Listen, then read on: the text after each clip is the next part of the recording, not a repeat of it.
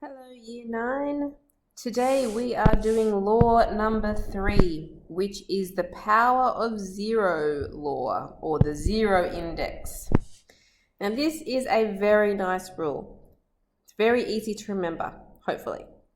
Because all it is anything to the power of 0 is always equal to 1.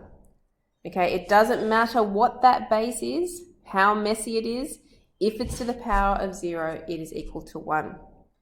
So, example number 1, 35 to the power of 0 is equal to 1. M to the power of 0 is equal to 1.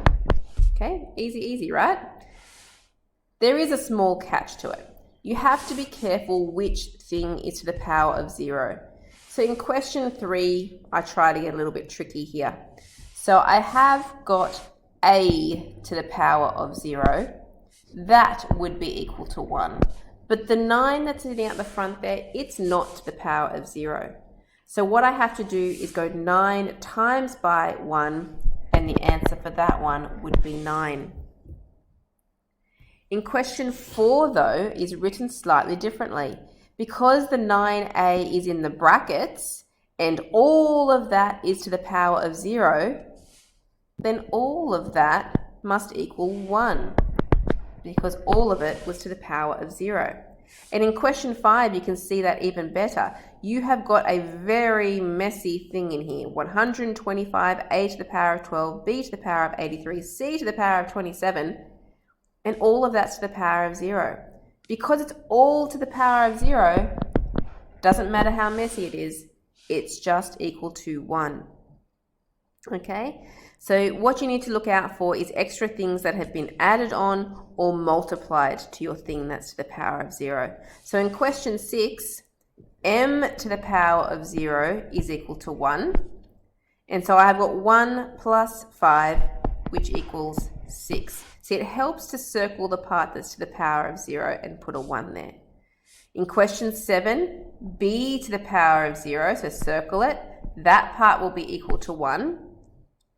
And I will have 7 times 1 plus 2. Now, you can do the calculating part in your calculator. 7 times 1 plus 2 if you need to, so that equals 9.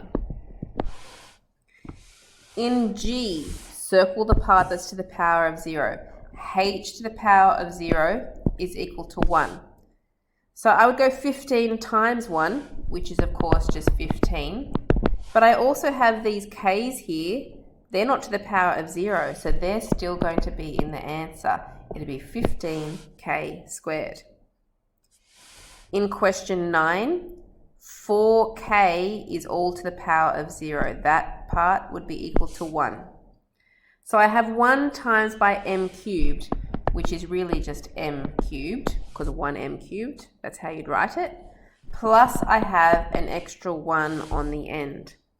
Now, we would probably be wanting to try to simplify that if we could, but we can't add together m cubes with things that aren't m cubes, so they are not like terms. We can't collect that up, so that's all I can do for the answer. In question 10, there is actually no powers of 0 in there yet. Let's see what happens when we multiply things together. So we want to multiply the top. We were doing this last lesson. We went 9 times 4. We multiply the big numbers. 9 times 4 is 36. G is the base. And when you multiply, we add powers. 3 plus 8 is 11. On the bottom, we multiply again. Multiply the big numbers. 2 times 6 is 12. G is again the base. And when we're multiplying, we're adding powers.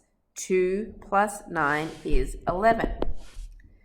Okay, then we want to do the second step.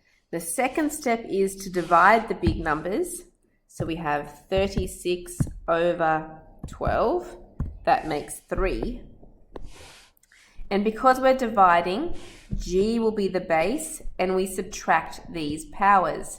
11 take away 11 is 0. So there's that power of 0 that we're meant to be learning about this lesson. So because it's g to the power of 0, that part there would be equal to 1. So what I have is 3 times by 1, which of course is just 3.